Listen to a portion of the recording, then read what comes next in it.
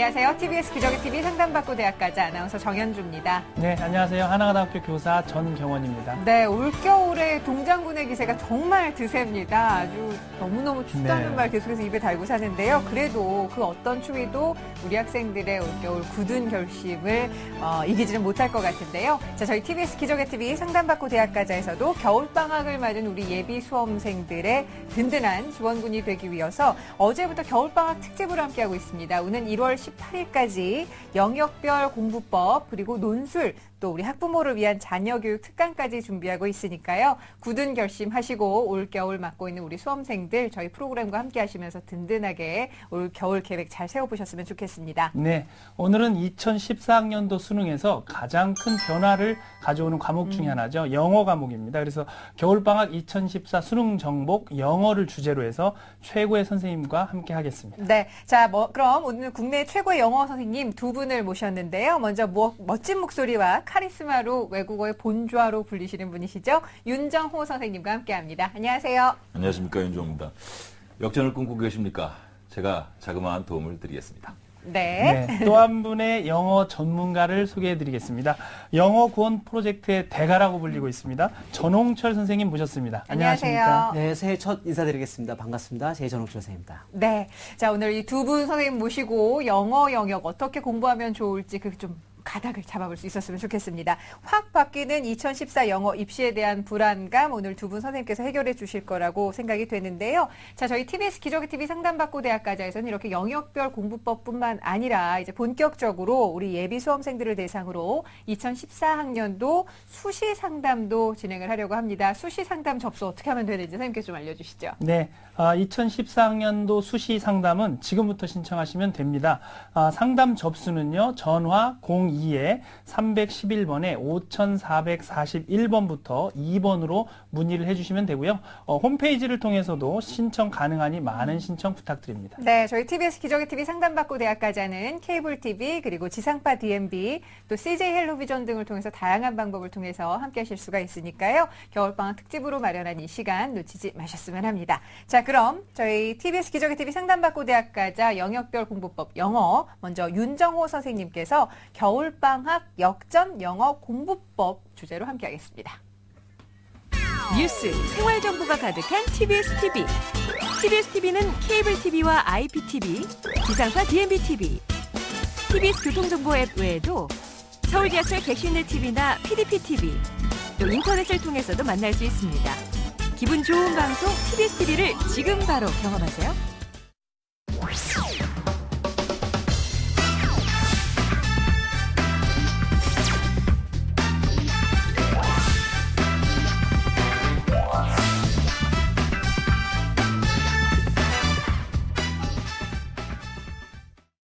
자, 이 겨울방학을 통해서 영어 공부의 역전 어떻게 하면 좋을지 말씀을 좀 드리겠습니다. 근데 일단 역전을 하려면 역전을 꿈꿔야 됩니다. 근데 역전을 꿈꾸지 않는 친구들이 참 많이 있어요. 그래서 내가 과연 역전할 수 있을까? 지금 이게 뭐든지 반복하면 습관이 되는데요. 포기하는 것도 습관인 친구들이 많이 있습니다. 그래서 제가 지금부터 말씀드리는 걸 잘 듣고요. 이 겨울방학 때 역전의 기회로 삼으시고 역전하기 시작하시기 바랍니다. 먼저 이제 수학 능력 시험이 좀 바뀌었습니다. 그것들을 먼저 좀 살펴볼게요. 그래서 변화되는 수능 과연 어떻게 바뀌는지 이걸 조금 간단하게 좀 알려드리도록 하겠습니다. 전반적인 얘기를 좀 차트를 보면서 알려드릴게요. 자료를 보면서 첫 번째 이제 명칭이 외고 영역에서 영어 영역으로 바뀌었어요. 도대체 이 이름이 바뀌는 건 뭘까요? 이걸 좀 잘 아셔야 되는데 기존에는 외고 영역이라고 해서 범교과 이것저것 다 두루뭉실하게 배웠다면 이제 영어 영역으로 교과 중심으로 배운다는 겁니다. 쉽게 말해서 학교에서 배우는 과목 중심으로 배우는 거니까 집중해서 심도 있는 영어 공부를 하셔야 대책을 만들 수 있다라고 말씀드릴 수 있겠고요. 시간은 그대로 유지되고 있고 그런데 아주 큰 변화가 생겼습니다. 듣기와 말하기가 17문항에서 22문항으로 늘어났어요. 그런데 기존의 50문제가 아닌 45문제로 줄어드는 상태에서 듣기가 이렇게 늘어났기 때문에 전체 문항 중에 한 50%로 확대됐습니다. 듣기 대단히 중요한 상태가 됐다. 그리고 이제 독해는 33문항에서 23문항으로 대폭 축소됐습니다. 그래서 많은 친구들이 나 읽기 잘 못하는데 나 리딩 잘 못하는데 잘 됐다. 뭐 이렇게 생각하시는 친구들이 있는데 잠시 뒤에 얼마나 이게 급격한 변화고 긴장을 풀면 안 되는지 제가 말씀드릴 거고요. 아마 조랑천 선생님도 아마 그 부분에 대해서 집중적으로 보강해서 말씀을 해주실 겁니다. 자, 그런데 난이도에 대해서 좀 살펴볼 필요가 있겠는데요. 난이도는 어떤 것들이 있느냐면 A형이 나눠져 있고 B형이 나눠져 있습니다. A형과 B형이 있는데 교과평에서는 이렇게 얘기했어요. A형은 좀 쉽다. B형은 현재의 수능과 비슷하다. 이렇게 얘기되고 있는데 뚜껑 열어보니까 전혀 그렇지 않았습니다. 무지하게 어려웠어요. 네. 네. 아주 애들이 피빛이 이렇게 눈에 흰자에 생길 정도로 정말 어려웠습니다. 그래서 요거 잘 생각하셔야 되고요. 출제 소재는 A형은 실용적 소재였고 이제 B형은 기초학술 소재로 나오고 있는데 사실은 이게 기초학술이라고 하지만 고등학생들이 알기에는 조금 까다로운 내용들도 꽤 많이 있었다. 그래서 전공에 대한 얘기들이 상당히 많이 나와서 읽긴 읽었는데 뭔 소리야? 이렇게 생각하는 친구들이 많이 있었습니다. 그리고 A, B 공통문항으로 나오는 게 15문항이 있으니까요. 사실은 완전히 개별적인 문제는 아니다라는 것도 말씀드릴 수 있겠습니다. 자, 지금 전반적인 말씀을 좀 드렸는데요. 우리 겉모습을 한번 살펴봤으면 속모습을 좀 살펴봐야 될 것 같아요. 그래서 어떤 것이 이제 개별적인 출제의 경향을 좀 분석해 드리도록 하겠습니다. 자료 화면을 좀 보시죠. 공통문항이 이제 10문항이 아까 나온다고 그랬는데 듣기에서 그렇게 나옵니다. 그래서 듣기에서 15문항 중에 이제 듣기가 10문항이 공통문항이 나오고요. 실용영어의 비중이 좀 확대됩니다. 그래서 A형에서는 거의 100% 실용영어가 나온다고 하고 B형은 70에서 80%가 나온다고 하는데 사실 이게 B형이 70에서 80%의 실용영어가 나온다는 건 그럼 나머지 30에서 20%는 뭔가 다른 얘기가 나온다는 거거든요. 그동안 실용영어 중심으로 나왔는데 이제는 조금 더 심도 있게 나온다는 겁니다. 정말 대학에서 배울 내용들이 나올 가능성이 꽤 있다는 걸 우리가 긴장해서 좀 살펴볼 필요가 있겠고요. 맨 마지막에 이제 1번에서 3번은 마지막 말에 대한 응답 문제인데 굉장히 대화가 짧습니다. 그래서 집중해서 듣지 않으면 문제가 뭔지 놓치고 문제로 넘어갈 가능성도 있어요. 맨 마지막에 이제 22번, 21, 22번은 세트 문항으로 굉장히 긴 내용인 것 같지만 뜻밖의 쉽습니다. 왜냐하면 2번이나 읽어주거든요. 그래서 일치하는 것, 일치하지 않는 것을 묻는데 A형은 주로 일치하는 것을 묻고 B형은 일치하지 않는 것을 물어서 조금 난도를 높였다고 할 수 있겠습니다. 자, 이제 듣기가 끝났습니다. 읽기와 쓰기 어떤 내용들이 나오는지 좀 살펴볼 필요가 있겠는데요. 공통문항은 역시 5문항 정도가 공통으로 나오고요.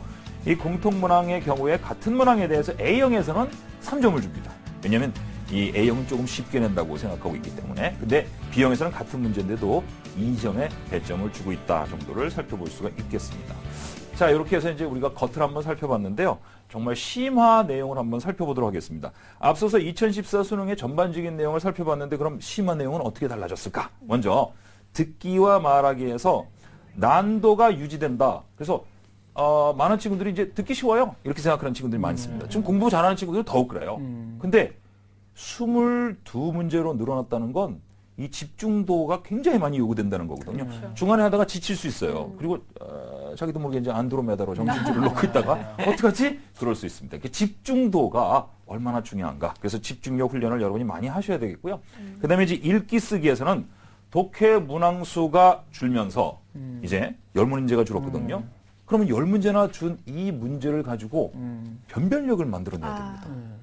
게다가 이제 A형, B형으로 나눠지면서 이제 그 시험을 치르는 아이들의 숫자가 뭐 반은 아니지만 사실은 언어와 수리하고는 다릅니다. 수리는 사실 A, B형으로 나누는 게 의미가 없어요. 그렇죠. 왜냐하면 기존에 있는 시험을 그냥 이름만 바꾼 거니까. 근데 언어 영역은 사실은 이과는 예를 들어서 좀 쉬운 언어, 그리고 문과는 조금 어려운 언어, 그것이 이제 국어 영역으로 바뀌었는데 이렇게 됐는데 영어는 아닙니다.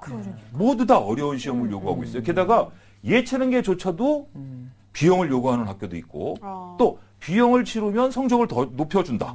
그러니까 대부분의 아이들이 이제 B형을 막 들어갑니다. 그런데 사실은 알고 보면 여기 이제 밑바닥을 깔아줬던 이 아이들이 B형을 지금 치다가 나중에 이제 6월 모의평가가 나와서 한번 된통 소리를 맞으면 쫙 뻗어나갈 가능성이 있어요. 근데 그때 과연 이 변별력을 어떻게 유지해서 이 묘포본이 작아진 아이들을 가지고 어떻게 할 것이냐. 분명히 어려워질 겁니다. 어렵지 않으면 동점자가 너무 많은 그렇죠. 만점자들이 나올 테니까. 그래서 독해 상당히 어려워질 가능성이 있어서 이것들을 좀 준비해야 되는데 그럼 과연 어떻게 어려워질까? 표본 그 이제 시험 평가 문제를 봤더니요. 문학적인 비유가 강해요. 네. 조금 이따가 다시 한번 살펴보겠지만 영어인데 이게 읽으면 이게 무슨 시를 읽는 것처럼 느껴지고 이런 문제들을 많이 내고 있다는 것도 주목하셔야 됩니다. 네. 자, 이제 그러면 과연 어떻게 하면 좋을지에 대한 문제를 이제 남기게 되겠죠. 네. 자, 2014학년도 수능 시험에서 영어 시험 어떻게 달라질지 선생님께서 좀 짚어주셨는데 네. 어렵겠네요. 네. 그렇죠. 좀 한마디로. 걱정이 되네요. 네. 예. 듣기 비중도 많이 이제 늘어나고 네네. 하면서 네, 우리 학생들이 이제 보면 이제 겨울방학을 맞이해서 사실은 음. 심호흡을 또 고르면서 많이 지금 고민을 하고 있는데 사실은 영어 교과가 고민만 한다고 이게 해결되는 건 그렇죠. 아닌데 예. 우리 학생들이 영어에 대해서 갖고 있는 어떤 근거 없는 믿음, 오해 같은 게 좀 있을 것 같은데요. 맞습니다. 어떤 것들이 있을까요? 선생님? 이 조금 전에 선생님 말씀해 주셨는데 이 근거 없는 믿음을 영어로 이제 미스라 그래요. 이게 신들의 이야기라고 하는 뜻이지만 이게 일상적인 생활을 얘기하면 이제 이 미스가 이제 근거 없는 믿음을 얘기하는 거거든요. 몇 가지 학생들이 생각하고 있는 근거 없는 믿음이 있습니다. 첫 번째 어떤 것이 있냐면 무조건 많이 하면 된다 이런 생각을 해요. 그래서 무조건 많이 하면 된다. 그래서 이제 이게 고등학교 3학년 후반기로 가면 어떤 일이 벌어지냐면 재수할 때도 그렇지만 양치기를 해요. 아, 그냥 쌓아놓고. 문제만 근데 많이 푸는 거죠. 그렇죠. 네. 근데 여기서 중요한 게 많이 푸는 것은 좋을 수도 있는데 그 앞에 있는 말 무조건 많이 하면 된다라는 얘기가 굉장히 중요해요. 무조건 많이 하면 되는 게 아닙니다. 무조건 많이 하면 안 되고요. 제대로 된 방법으로. 사실 조금 하더라도 적게 하더라도 제대로 하는 것이 중요하지 아무렇게나 생각 없이 중요하게 정확한 방법이 아닌 거로 많이 하면 효과가 없습니다. 네. 그러니까 오히려 정확하게 할 것. 이게 중요한 거고요. 두 번째, 선행학습이 중요하다라는 생각을 갖고 있는 친구들이 많이 있어요. 그래서 이제 학원가에서도 그런 얘기를 많이 하지 않습니까? 네. 선행학습. 근데 선행학습이 갖고 있는 악적인 요소가 있어요. 선행학습을 했는데 나중에 지나고 나면요, 성적이 비슷해져요. 네, 선행학습 한 아이들이 앞서 나가지 못하는 경우들이 많습니다. 네. 왜냐하면 선행학습을 한다는 게 뭡니까? 충분히 익힐 시간을 갖지 못하고 계속 앞에만 공부하는 거거든요. 사실은 수학에서도 원리를 제대로 하고 이론에 대한 개념을 잡지 않고 문제만 계속 풀면 망하는 거 아닙니까? 네. 영어도 마찬가지거든요. 그래서 제대로 된 단어 학습부터 시작해서 문법에 대한 개념 잡고 그다음에 철저하게 제대로 번역하는 연습, 해석하는 연습 이런 것도 해보지 않고 추론하는 훈련하지 않고 문제만 계속 풀면 시간 낭비가 될 수 있다라는 걸 말씀드리고 싶고요. 그다음에 또 세 번째가 있는데 이거 아주 많은 친구들이 이런 착각을 합니다. 어려운 것을 많이 하면 쉬운 것은 저도로 된다. 그래서 사실 B형을 공부를 하면 A형은 저절로 되니까 B형 공부하다가 A형으로 가 이런 친구들이 많이 있는데 네. 그 부분은 조금 다른 얘기입니다. 아, B형을 하면 A형이 저절로 된다라고 얘기할 수도 있는데 사실은 B형을 공부하기 위해서 A형에서 우리가 해야 되는 즉 기본적인 것들을 잡지 않고 그냥 어려운 문제를 푼다면 그건 오히려 시간 낭비가 될 수 있다. 아까 얘기했던 선행학습을 많이 하는 것이 오히려 장애가 되는 것처럼 기본적인 것 쉬운 걸 다지지 않고 어려운 걸 먼저 한 다음에 쉬운 거를 나중에 돌아오면 거꾸로 문제가 생길 수도 있다는 거. 그래서 이게 차곡차곡 쌓여야 되거든요. 네 번째 문제는 이겁니다. 독해를 할 때 다 읽어야 문제를 풀 수 있다는 생각을 갖는 친구들이 많이 있어요. 우리 왜 첫 문장 보고 답을 내려면 좀 불안하잖아요. 그렇죠. 네. 예. 뒤에 가서 바뀌면 어떡하지? 네. 근데 사실은 뒤에 가서 바뀌는 요소도 첫 문장에서 다 보여줍니다. 영어로 글을 쓰는 친구들은 우리나라 말로 글 쓰는 사람들보다 훨씬 논리적이에요. 그래서 어떻게 보면 왜 우리가 이제 이 카드 게임을 하거나 또는 명절날이면 부모님들이 이렇게 화투놀이를 하시잖아요. 근데 그걸 잘 숨기면서 해야 되잖아요. 근데 서양에서 글 쓰는 사람들은 자기 패를 다 보여주고 하는 카드놀이나 마찬가지입니다. 첫 문장에서 다 보여줘요. 그래서 끝까지 다 읽을 필요가 없는 문제들이 많으니까 앞부분에서부터 어떻게 짐작하면서 읽고 추론하면서 읽는지 훈련을 하시면 됩니다. 네, 알겠습니다. 네. 저도 사실은 지금 영어 공부를 하면서 네. 저희 아이를 가르치면서 네. 야, 이거 선행학습 해야 되는 거 아니야? 막 이런 잘못된 좀 믿음을 갖고 있었는데 우리 학생들 그리고 우리 학부모님들 영어에 대한 근거 없는 믿음부터 좀 깨야겠다는 생각이 드네요. 네. 예. 오늘 굉장히 중요한 말씀을 많이 해주고 계신데요. 네. 영어에 흥미를 느끼고 재미를 느끼는 학생들은 이제 큰 문제가 없을 것 같은데 또 저처럼 이렇게 영어에 울렁증이 있거나 영어만 보면 머리가 어지럽다는 학생들이 있는데 네. 이 학생들이 이번 겨울방학 때 영어에 이렇게 흥미를 갖기 위해서 어떤 노력들이 필요할까요? 네. 네. 첫 번째, 무엇을 잘할 수 있는 대가가 되려면 1만 시간이 필요하답니다. 네. 집중해서 하는 거. 근데 우리도 1만 시간을 공부하면 대가가 되겠죠. 근데 그건 수능을 위해서 1만 시간을 공부하는 건 좀 어려울 것 같고요. 어쨌든 집중해서 공부를 많이 하는 것이 중요한데 이게 1만 시간 원리를 우리가 해결하려면 집중해야 됩니다. 근데 집중은 또 어떨 때 집중할 수 있느냐? 하고 싶은 걸 해야 집중할 수 있어요. 그렇죠. 그러니까 이 본질을 잡는 게 중요한데 하고 싶은 걸 해야 집중할 수 있다라는 것을 우리가 먼저 아셔야 됩니다. 그런데 하고 싶은 게 없는 아이들이 많아요. 영어를 잘하는 건 너무 일반론적인 얘기를 할지 모르지만 사실은 공부를 잘하는 아이들, 특히 영어를 잘하는 아이들 잘 살펴보면 공통적인 요소가 뭐가 있냐면 하고 싶은 걸 합니다. 그럼 하고 싶은 걸 하려면 일단 꿈이 있어야 돼요. 그 꿈을 찾아라. 이게 영어 공부를 잘하는데 첫 번째 요소입니다. 그리고 꿈을 찾았으면 자기가 하고 싶은 게 나왔으니까 이제 그것을 서두르지 말고 천천히 그리고 내공을 만들면서 듣기는 따라하고 그리고 독해는 상상하라. 이렇게 말씀드리고 싶습니다. 영어 공부를 잘하기 위해서 이 세 가지 M이 있어요. 이건 사실 모든 공부의 기본적인 원리일 수도 있는데 무슨 제품 이름 같죠? 네. 근데 첫 번째 M은 뭐냐면 모티베이션이에요. 아까 말씀드린 것처럼 나는 하고 싶은 게 생겼다. 공부하고 싶은 생각이 생겼어. 라고 하면 이 아이는 지금 공부할 수 있습니다. 그래서 사실 이 프로그램은 부모님들이 많이 보실 것 같아요. 네네. 부모님이 아이에게 동기부여를 하는데 최대한 승부를 거세요. 그러니까 아이한테 공부를 억지로 시키려고 하지 마시고 아이가 스스로 공부하고 싶은 마음이 생기는 과정을 만들어 주셔야 됩니다. 그게 첫 번째입니다. 두 번째는 뭐냐 하면 공부의 방법을 아는 것이 중요합니다. 공부의 방법을 알아라. 제대로 공부하는 방법을 찾지 못하니까 아이들이 그냥 쉽게 말해서 속된 말로 뻘짓을 하는 거예요. 그래서 쓸데없는 방법으로 계속해서 시간만 낭비하는 거죠. 맨 마지막이 사실은 이건데 매니지 하는 겁니다. 근데 우리나라에서는 많은 부모님들이 이거 없이 이것만 계속 하시는 분들 많아요. 관리만 하죠. 애 뒤에서 관리만 하는데 안 됩니다. 그래서 이 세 가지를 좀 제대로 잡아주시면 공부 훨씬 더 효과적으로 하실 수 있겠습니다.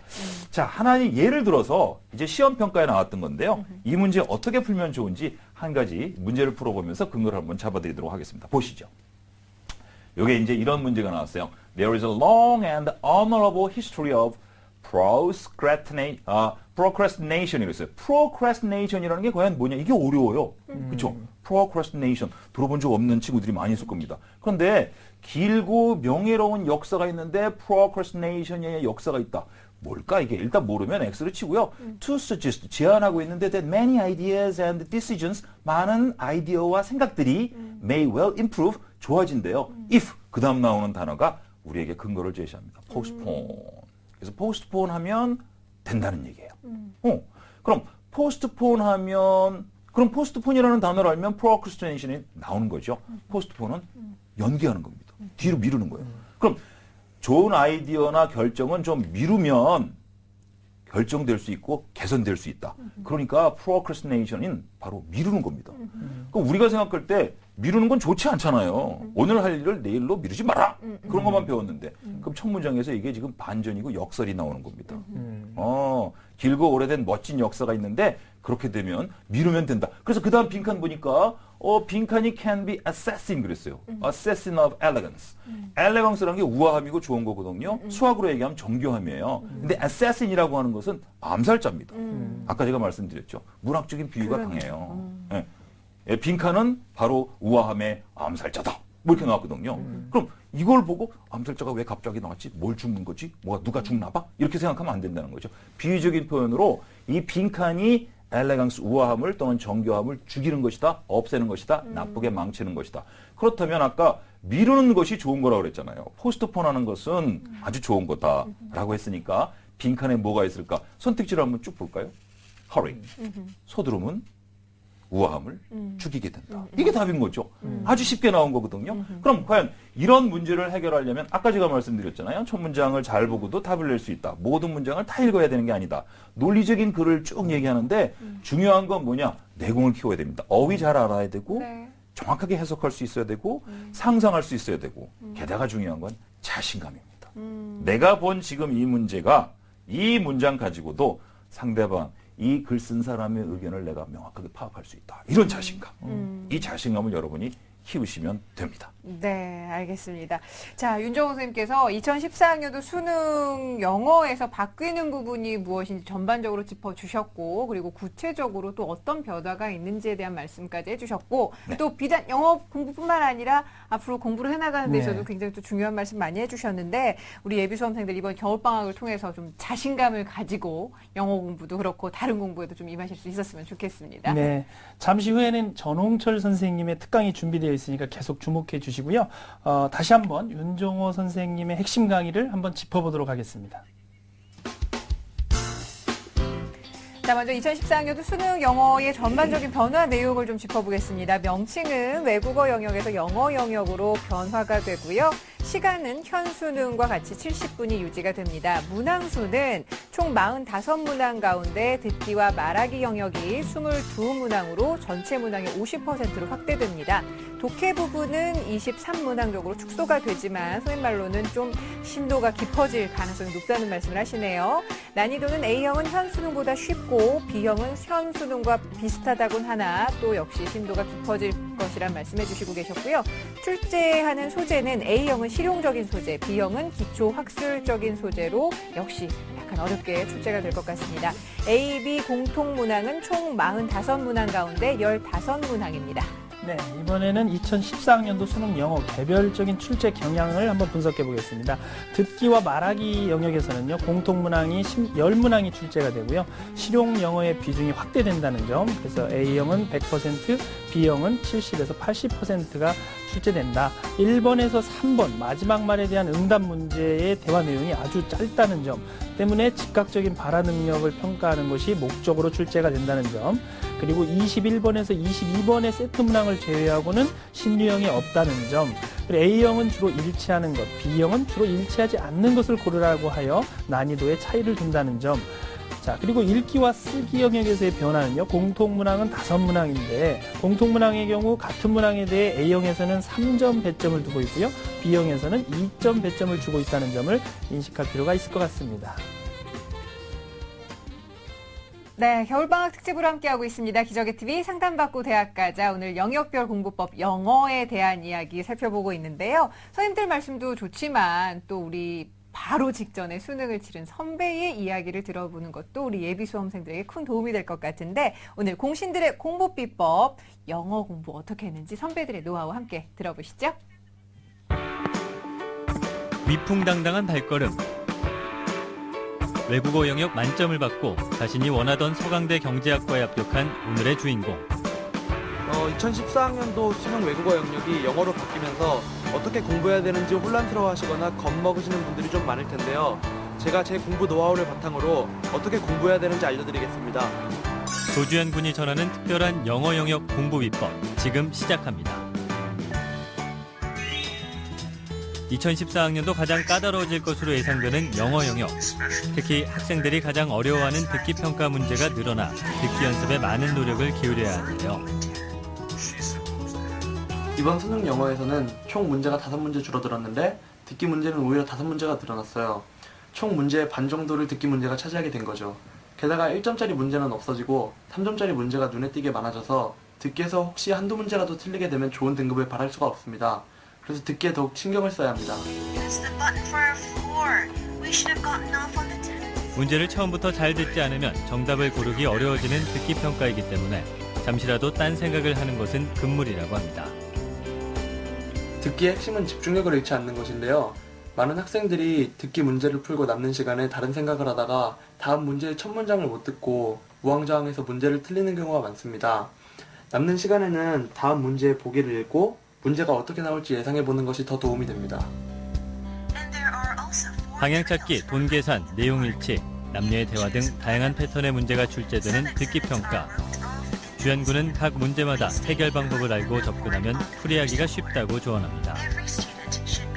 이 문제처럼 무언가를 선택하는 문제나 혹은 이 문제처럼 내용 일치 여부를 확인하는 문제에서는 문제가 들려주는 내용 순서대로 X표를 치면서 문제를 풀면 쉽게 답을 구할 수 있습니다. 그리고 특히 돈 계산 같은 문제에서는 요즘 굉장히 어렵게 나오는 경향이 있기 때문에 반드시 메모를 하면서 풀어야 실수를 줄일 수 있습니다. 거의 같은 패턴의 유형이 반복되는 듣기 평가. 그렇기 때문에 문제의 정답을 확인한 후에는 해설지의 대화 지문을 꼼꼼하게 살펴봐야 다음 시험에 철저하게 대비할 수 있다고 합니다. 문제를 다 푼 후에는 해설지를 꼭 봐야 합니다. 수능 듣기 평가 문제 유형은 계속 반복되는데 지문을 보고 그 문제가 어떻게 출제되는지를 분석해보는 것이 좋습니다. 시험 문제는 줄어들지만 오히려 난이도는 높아질 것으로 예상되는 영어 영역. 지문에서 어려운 단어가 많이 나오거나 해석이 까다로운 문장이 등장할 것으로 예상되는데요. 그래서 주연군은 평소에 어려운 문장에 익숙해져야 한다고 조언합니다. 단어는 따로 외우려고 하지 말고 지문에서 모르는 단어들을 찾아 지문의 내용과 함께 기억하시면 훨씬 효과적입니다. 그리고 긴 문장들은 쉼표 몇 개 더 있다고 생각하고 각 문장들을 해석한 뒤 그 호응관계를 생각해보면 훨씬 해석하기 수월해집니다. 끊임없는 계획과 노력으로 영어 영역의 1인자가 된 주현군. 후배들에게 든든한 격려의 메시지를 전하는데요. 수험생 여러분, 오늘 걷지 않으면 내일은 뛰어야 합니다. 자기 자신과의 싸움에서 지지 않고 한 걸음 한 걸음 앞으로 천천히 나아가다 보면 자신이 원하는 바를 반드시 성취할 수 있을 것입니다. 모두 힘내세요. 화이팅! 까다로워지는 영어 영역, 그러나 노력만 한다면 누구나 정복할 수 있는데요. 오늘 주현군이 알려준 노하우로 영어 영역 완전 정복하시길 바랍니다.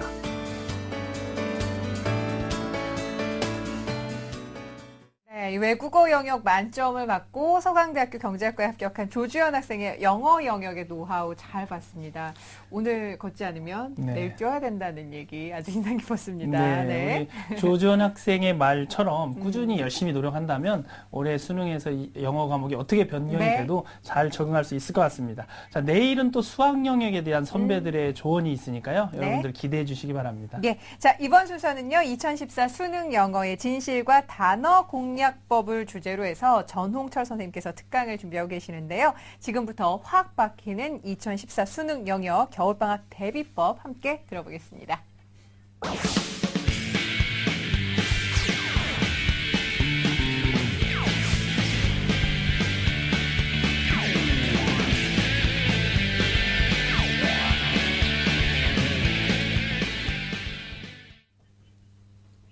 안녕하십니까. 전홍철 선생님입니다. 지금 방금 타이틀 보셔서 알겠지만 오늘 제가 이제 여러분들에게 강의 드릴 제목은 2014 개정영어 수험생은 속고 있다입니다. 자, 이제 속고 있다라는 이런 얘기를 들으니까 여러분 이제 가슴이 덜컥 내려앉으시죠? 제가 아주 쉽게 제가 설명을 드릴 테니까 잘 들어보세요. 일단 올해 입시가 바뀝니다. 입시가 바뀌면 학생들은 어떻게 준비해야 될지 또 무엇을 준비해야 될지 굉장히 혼란스러운 게 사실인데요. 그냥 무작정 공부하기보다는 정확한 가이드라인과 정보를 가지고 입시에 뛰어드는 것이 훨씬 더 효율적이라고 할 수 있겠습니다. 제가 이제 앞으로 1년 동안 여러분들의 입시 생활의 길잡이가 되어드리겠습니다. 자, 첫 번째입니다. 이번에 이제 입시가 바뀌면서 말이죠. 교육부는 뭐라고 얘기했냐면 쉬운 수능을 이제 기조로 하겠다. 이래서 이제 바꾼다. 이렇게 처음에 출발했단 말입니다. 근데 과연 이 시험 자체가 쉬울 수 있느냐? 그런 부분에 대해서 제가 오늘 좀 몇 가지 심각한 얘기를 드리겠습니다. 먼저 아까 윤정원 선생님께서 해주셨듯이 50문제에서 45문제로 이제 문제가 줄어들게 됩니다. 그렇다는 얘기는 한 문제당 변별력이 높아질 수밖에 없고요. 그래서 결국 그 한 번의 실수가 치명적인 결과를 낳을 수밖에 없게 됐습니다. 그렇겠죠? 따라서 문제가 적어진다는 건 문제를 어렵게 될 수밖에 없다는 거고요. 결국 시험 자체의 구조가 아예 쉬운 수능이 불가능하다고 말씀을 드릴 수밖에 없다는 겁니다. 이해가 되시죠? 자, 두 번째입니다. B형을 선택하는 순간 등급이 떨어진다는 얘기입니다. 이게 정말로 심각한 문제인데요. 자, 원래 한 해 수능을 모두 약 70만 명이 수능을 보게 됩니다. 70만 명? 좀 많죠? 그런데 원래까지는 70만 명이 다 똑같은 이렇게 시험을 봤다는 얘기입니다. 그런데 지금은 요번에 한번 시험을 봐보니까 B형이 있고 A형이 있다고 봤을 때 A형을 한 20%가 시험을 봤고요. 그 다음에 80%가 지금 시험을 봤습니다. 근데 아까도 선생님께서 말씀해 주셨듯이 시험이 거듭해지면 질수록 A형을 보는 숫자는 분명히 늘어날 것으로 예상되어집니다. 그래서 저희 업계에서는 약 35% 정도까지 늘어나게 되고요. 그래서 B형은 약 65%까지 줄어들게 될 것이라고 저희가 내다보고 있습니다. 그렇다는 얘기는 원래 B형을 보는 친구가 이렇게 생각하시면 되죠. 처음에는 100명의 친구들과 경쟁을 했던 겁니다. 그런데 이제는 35명이 빠지면서 65명과 경쟁을 하게 되는 겁니다. 문제는 뭐냐면 그 35명이 맨 밑바닥을 깔아주던 그런 친구들이었는데 빠지게 되면 실제로 경쟁률은 낮아질 수 있으나 실제 경쟁에 대한 부담은 굉장히 커질 수밖에 없다라는 겁니다. 따라서 여러분들이 지금처럼 그냥 공부를 하시게 되면 앉은 채로 그냥 B형의 등급은 떨어질 수밖에 없게 되는 것이고, 그래서 막판에 B형을 선택할 것인가 A형을 선택할 것인가가 여러분들에게 상당히 어려운 숙제로 남겨질 것 같습니다. 자, 세 번째 얘기입니다.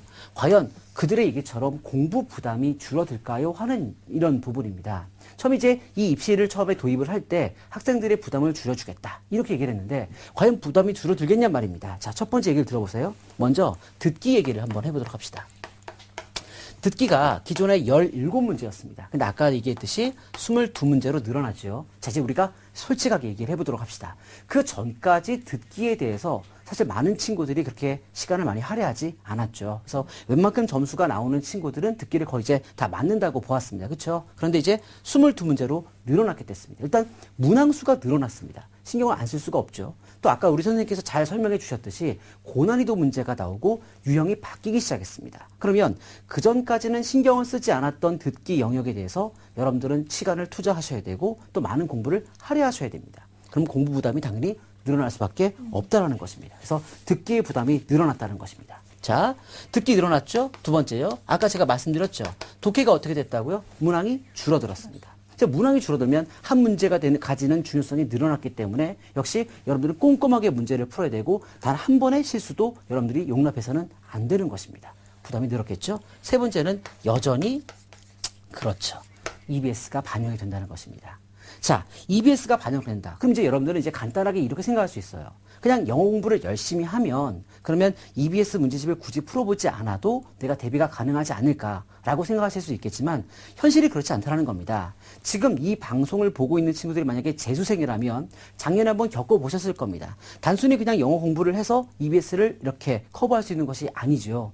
이 EBS 교재를 거의 암기하다시피 여러 번 풀어보고 완벽하게 지문을 숙지를 하고 있을 때 비로소 EBS에 대한 대비가 가능한 거 아닙니까? 그렇죠. 따라서 봐봐요. 듣기 해야 되죠. 독해 변별력 높아졌죠. 여전히 EBS는 해야 되고 여전히 올해는 역시 4권이 작년에 5권이었는데 이제 인터넷 독해 연습 1, 2가 합쳐지면서 4권이 되기 때문에 여전히 부담이 증가했다. 그러니까 결국 공부 부담은 늘어날 수밖에 없는 시험 구조다라고 말씀을 드릴 수밖에 없겠습니다. 자, 어때요? 여러분 제가 이렇게 얘기하니까 봐봐요. 쉬운 수능은 아예 구조 자체가 불가능하죠. B형 선택하면 굉장히 힘들어질 수 있죠. 공부의 부담이 늘어났죠. 이렇게 얘기하면 이제 수험생들은 어떤 생각을 하게 되면 굉장히 불평과 또 불만을 가지기가 쉽습니다. 하지만 수험생들은 불평하고 불만을 하는 사람들이 아닙니다. 일단 시험은 이렇게 바뀌었고 이것이 고정이 되었으면 그것을 받아들이고 달라진 수능에 빨리 적응해서 또 거기에 맞는 대비법으로 공부를 하시는 것이 더 현명한 선택이라고 볼 수 있겠습니다. 네.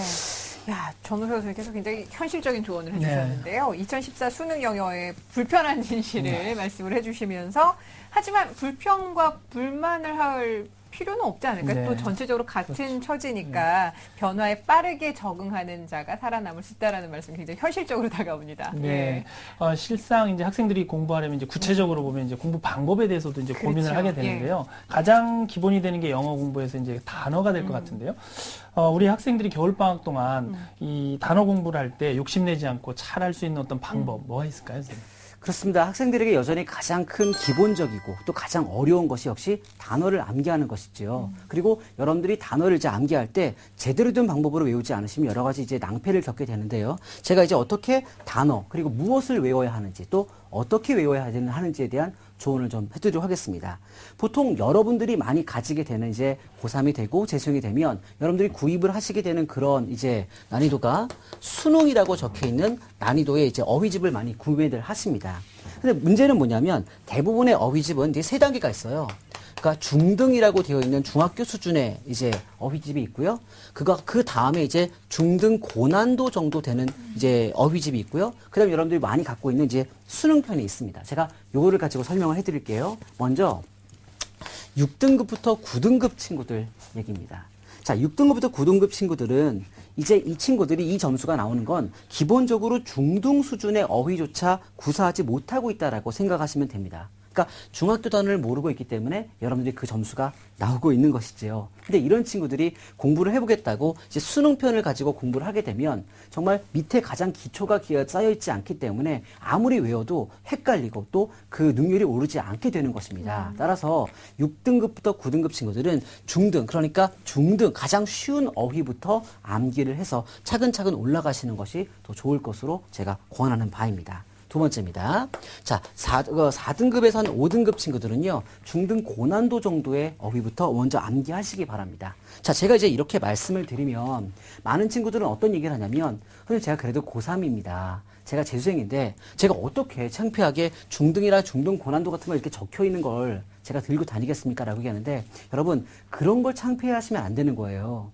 이제 그런 것들이 과정입니다. 결국은 나중에 정말로 여러분들이 창피한 게 뭐냐면 나중에 대학에 원하는 대학에 가지 못하는 것. 그것이 정말 창피한 일입니다. 그러니까 이런 과정들을 견디시고 또 이겨나가시기 바랍니다. 알았죠? 그 다음 마지막 이제 수능편인데요. 1등급에서 3등급 나오는 친구들은 그냥 수능편을 그냥 외우시면 되겠습니다. 단, 이제 수능편을 외우시다 보면 여러분들이 이제 거기에 성이 차지 않는 경우가 있을 겁니다. 그럴 때는 이제 EBS 단어들을 여러분들이 암기하시면 좋겠는데요. 특히 EBS 어휘가에 나오는 그런 다의어들을 집중적으로 여러분들이 공부하시는 것이 좋을 것으로 보여집니다. 네. 자, 겨울방학 동안 그러니까 자신에게 맞는, 그러니까 자신의 등급에 맞는 단어를 암기하는 것만으로도 좀 마음이 든든해질 것 같은데 창피해하는 게 뭐 지금 중요한 게 아니죠. 그렇죠. 자신의 실력이 먼저니까요. 네. 예. 자, 그럼 이제 좀 더 구체적으로 어떤 방식으로 단어를 외우는 게 우리 학생들의 네. 머릿속에 콕콕 남을까요? 자, 이제 제가 무엇을 외워야 하는지를 여러분들에게 알려드렸습니다. 제가 누누이 얘기하지만 가장 기초부터 단어를 외우시기 시작하셔야 됩니다. 그렇다면 이제 외우라고 얘기했으면 어떻게 외워야 하는지를 제가 가르쳐 드려야겠죠. 그렇죠? 그 방법에 대해서 제가 말씀을 드리겠습니다. 일단 여러분들이 기존에 이제 사게 되는 그런 어휘집을 보게 되면 다음과 같이 구성이 되어 있습니다. 우리 표를 잠깐 보실까요? 자, 표를 보시면 이게 대부분의 어휘책이 이렇게 생겨 있어요. 그렇죠? 맨 왼쪽에 영어 단어가 있고요. 그다음 가운데 이제 한글로 이제 해석이 되어 있고요. 그 옆에 있는 이제 예문이 이렇게 되어 있습니다. 그렇죠? 그래서 여러분들이 보통 이걸 외울 때 말이에요. 맨 왼쪽을 보고 뜻이라고 되어 있는 부분을 보는데요. 자, 여기 한번 보겠습니다. 자, 거기 일단 쓰여 있는 단어부터 한번 볼까요? 자, 이 awake라고 하는 단어가 있습니다. 그럼 이제 여러분들은 어떻게 하냐면 awake하고 이제 여기 이렇게 한글말 해석이 있죠. 그럼 보통 이렇게 외웁니다. 손으로 이렇게 가리죠. 네. 가린 다음에 awake가 있고 예를 들어 뭐 employee가 이렇게 있으면 손으로 이렇게 가린 다음에 생각을 합니다. awake. awake. 맞다. 이렇게 외우죠. 그 인플로이도 마찬가지입니다. 손으로 이렇게 가려놓고 기억이 안 나면 이렇게 뺏고 옵니다. 이렇게 맞다 이렇게 생각을 하죠. 그래서 자기가 이렇게 손으로 이렇게 가린 상태에서 그래서 그것이 계속 자기가 입에서 술술 나오면 자기 그 단어를 외웠다고 생각을 하게 됩니다. 이게 굉장히 큰 문제가 있습니다. 나중에 얘기하면 좀 어려운 말로 얘기하면 말이에요. 이런 식으로 단어를 쭉 그냥 1대1로 외우시게 되면 단어가 텍스트 파일로 외워져야 되는데 JPG 파일로 외워집니다. 그래서 단어가 awake가 뭐지? 그러면 왼쪽 위에 있었던 단어인데 employee는 오른쪽 밑에 있었던 단어 이렇게 외우고 단어의 뜻이 생각이 나지 않는 겁니다. 엄청난 문제예요. 이게 시험장에 가서 똑같은 일이 반복이 됩니다. 여러분 정확하게 단어를 외우는 방법은 물론 여기 있는 영어 단어를 외우고요. 여기 있는 뜻을 외워야지요. 정말로 중요한 건 그 다음에 나오는 뭘까요? 바로 예문을 보는 겁니다. 여러분 대한민국의 어떠한 영어 시험도 영어 단어의 뜻을 그냥 쓰라고 또는 고르라고 하는 시험은 없어요. 그러니까 모든 단어들은 예문 속에 들어가 있지요. 그래서 그 예문을 읽으면서 그 단어의 뜻이 무엇인지 떠올랐을 때 비로소 이 단어를 외웠다고 여러분들이 할 수 있겠습니다. 그러니까 쉽게 말씀드려서 옆에 예문이 있는데요. 그 예문의 밑에 있는 한국말 해석이 있지 않습니까? 그 한국말 해석을 보지 않고서 이 예문이 해석이 되면 그때 이 단어를 외웠다고 보시면 되는 겁니다. 그렇게 외우셔야 되는 거고요. 또 단어 암기는 정독이 아닙니다. 다독입니다. 여러 번 보고 반복하기를 여러분들이 주저하지 말으셔야 됩니다. 자, 이제 여러분 제가 뭐가 말씀드렸죠? 예문을 반드시 통해서 외울 것이라고 말씀드렸고요. 두 번째 얘기하겠습니다. 바로 MP3를 활용하는 겁니다. 여러분, 영어는요, 언어입니다. 언어를 어떻게 그냥 눈으로 외우시겠습니까? 요즘 시중에 나와 있는 모든 어휘집들은 MP3가 제공이 되지요. 따라서 MP3를 반드시 다운받아서 그걸 들어가면서 그리고 말로 해보셔야 됩니다. 여러분, 영어는 언어입니다. 눈으로 읽는 것이 아니지요. 게다가 22문제가 이제 듣기평가도 나옵니다. 그렇다는 얘기는 반드시 MP3를 들으면서요. 따라 읽어보고, 써보고, 읽어보고, 이것을 계속해서 반복을 하셔야 정확하게 외워지고, 또 이것이 듣기 공부를 시작하는 가장 첫 방법이기도 합니다. 여러분, 여기 그 요즘 나와 있는 모든 MP3 파일들은 이 단어 읽어주고요. 여기 예문까지 읽어줍니다. 근데 제가 아까 뭐라 그랬죠? 중등고난도 수능편이라고 얘기했죠. 그러면 처음에 중등부터 중등고난도 수능편을 외우게 되면 여기에 예문이 딱 그 정도 수준입니다. 중등에 대한 예문, 중등 고난도에 대한 예문, 그리고 수능편에 대한 예문까지 나오기 때문에 여러분들은 단어를 외우시면서 정말로 많은 예문들을 읽을 수 있게 되고 또 그것을 들을 수 있게 되고 그럼 또 말할 수 있게 되고 그러면 따로 듣기 공부를 하지 않아도 여러분들은 단어를 암기하시면서 독해 공부도 되고 또 듣기 공부도 할 수 있는 것이지요. 따라서 예문을 통해 외우시고 또 MP3를 여러 번 반복해서 들으시는 방법이 단어를 외우는 그리고 가장 오랫동안 외우는 그리고 헷갈리지 않는 가장 확실한 방법이라고 할 수 있겠습니다. 네. 자, 전욱 선생님께서 강의를 해주셨는데 영어 공부의 시작은 단어라는 생각이 들고 앞서 말씀하셨지만 JPG 파일이 아니라 텍스트 파일로 제대로 예문을 통해서 배우셨으면 하는 바람 가져봅니다. 우리 학생 여러분 겨울방학 동안 이 단어를 시작으로 해서 영어 공부를 좀 이렇게 확장시켜 나가시면 좋을 것 같아요. 예. 네. 자, 그럼 이제 전홍철 선생님께서 짚어주신 2014학년도 수능 영어의 진실과 단어 공략법 다시 한번 꼼꼼히 짚어보는 시간을 갖도록 하겠습니다. 네, 2014학년도 수능 영어의 진실과 단어 공략법입니다. 겨울방학 동안 단어를 어떻게 공략할 것인가 하는 점인데요. 우선 외국어 영역, 이 영어 교과죠. 영어 영역의 1, 2, 3등급에 해당하는 학생들은 수능 수준의 단어책을 암기할 필요가 있습니다. 그리고 EBS 연계 어휘 중에서 다이어를 정리할 필요가 있겠습니다.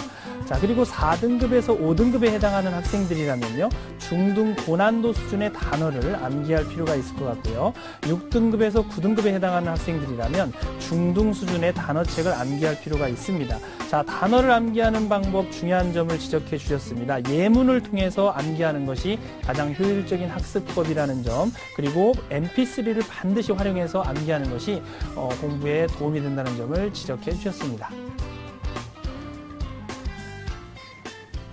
네, 오늘 겨울방학 특집 영역별 공부 방법 영어편 함께 하셨는데요. 오늘 두 분 선생님 설명을 듣다 보니까 지금 일단은 영어에 있어서 A형, B형으로 유형이 나뉘는 것이 어떻게 보면 2014학년도 수학능력 시험 전체적인 변화 중에서 또 가장 큰 부분이 아닌가라는 생각이 드는데 전웅 선생님 앞서 말씀해 주셨지만 처음에는 좀 어려운 B형을 준비하다가 여의치 않으면 A형으로 전환하는 학생들이 생길 것 같은데 그 기준을 좀 어떻게 잡아야 될까요? 일단은 학교에 상담하는 것이 가장 중요할 것 같아요. 예. 그리고 이제 자기가 영어만 준비하는 것이 아니라 다시 국어랑 수학과의 또 연계들, 그리고 자기가 과연 수학을 잘하는지 또는 영어를 또 잘하는지, 그리고 자기가 원하는 학교에서 가산점은 주는지를 아주 냉정하게 판단을 하셔서 A형을 선택하는 것이 그냥 창피한 일은 아니라는 거, 자기의 전략적인 과목을 선택해서 선택을 잘하는 것이 우리 굉장히 중요할 것으로 보여집니다. 네. 네, 그리고 윤정원 선생님께도 이제 질문을 좀 드리고 싶은데요. 독해 문항의 수가 이게 줄어들면서 이 독해의 난이도가 좀 높아질 것이다, 이런 분석들이 많은데요. 그렇습니다. 우리 학생들이 영어 독해 공부 어떻게 하면 좋을까요?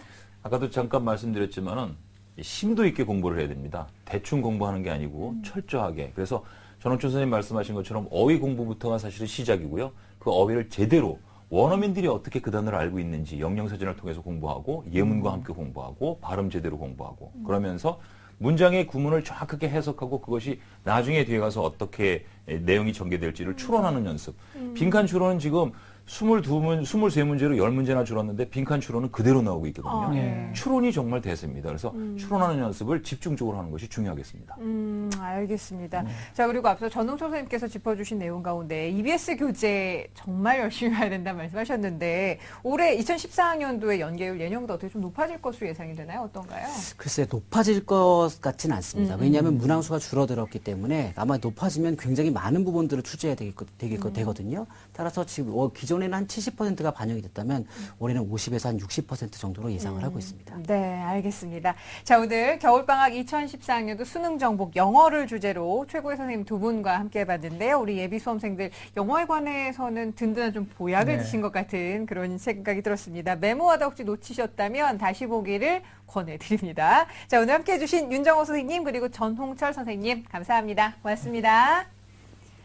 자, 내일은 겨울방학 2014 수능 정복 수학편 마련을 하고 있습니다. 내일 이 시간도 꼭 집중해 주시길 바라고요. 자, 겨울방학을 맞은 고3 수험생들, 예비 고3 수험생들을 위해서 서울시에서도 특별한 만남을 진행 중입니다. 우리 아이들의 마음을 따뜻하게 해줄 희망 특강인데요. 내일 김용택 시인의 특강이 진행이 되고요. 16일에는 최재천 이화여대 교수, 23일에는 이상목 서울대 교수, 30일에는 박원순 서울시장과의 아주 특별한 만남이 준비가 되어 있습니다. 이번 희망 특강은 매주 수요일 서울시 신청사 8층 다목적 홀에서 만나실 수가 있는데요. 자세한 사항은 서울전화입니다. 2171국에 2124번부터 81번까지 연락을 주실 수 있으니까 참고하셨으면 좋겠습니다. 함께해 주신 여러분 고맙습니다. 저희는 내일 이 시간에 다시 뵙겠습니다. 고맙습니다.